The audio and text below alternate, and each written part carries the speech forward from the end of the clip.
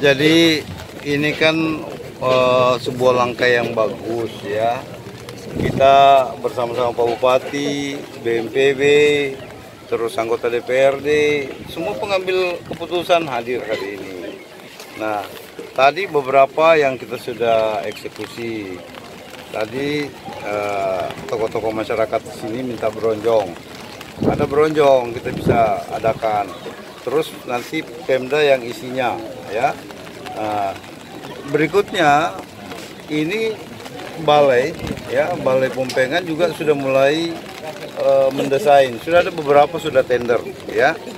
Kalau yang di sini kemungkinan sisa tender kita harapkan dari APBN bisa membantu supaya mudah-mudahan tahun depan tidak lagi mengalami hal seperti ini masyarakat di sini.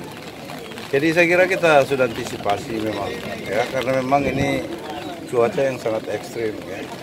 Jadi nggak usah ragu masyarakat, kita hadir. Tadi juga sosial hadir, BPBD hadir. Nah sebentar lagi saya tinggal tunggu datanya. Semua kerusakan rumah ya yang diambil ombak, kita punya anggaran tanggap darurat. Saya akan serahkan ke Pak Bupati. Nanti Pak Bupati mendata semua. Jadi masyarakat tidak usah risau bahwa kehilangan rumah, ini semua kita hadir, pemerintah kan hadir. Pak, kalau ini kan masalahnya tadi warga mengeluhkan soal penambangan pasir, Pak. Itu bagaimana, Pak? Sudah, kita sudah backup, sudah ada perdanya. Silahkan, tapi di atas 8 mil. Ya, 8 mil itu tidak kelihatan dari sini. Jadi kalau ada yang masih nambang dekat sini diusir cepat.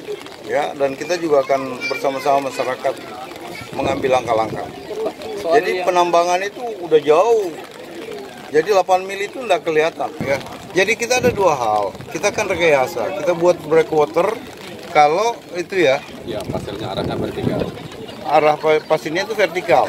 Tapi kalau arah pasirnya horizontal, kita harus buatkan tanggul ya. Jadi saya kira seperti itu. Pak, langkah yang diambil ini untuk pengusaha yang masih menambang pasir di sana, Pak, gimana? Kita akan panggil ya. Kita akan coba telusuri dulu, kita kaji apakah itu penyebab ya. Yang pasti kan tidak mungkin kita udah membangun tanggul di situ, kita bangun breakwater di situ, tapi kalau nanti juga bermasalah kalau itu adalah penyebab, ya tentu harus kita ambil langkah. Makanya kita turun semua pengambil keputusan ya. Ada pusat, ada provinsi, ada kabupaten ya. Demikian juga DPRD provinsi juga hadir ya, ketua DPRD Takalar hadir. Jadi gampang pengambilan keputusannya.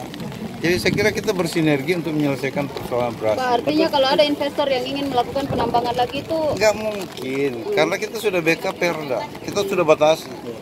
Jadi tidak akan mungkin kelihatan lagi di depan sini.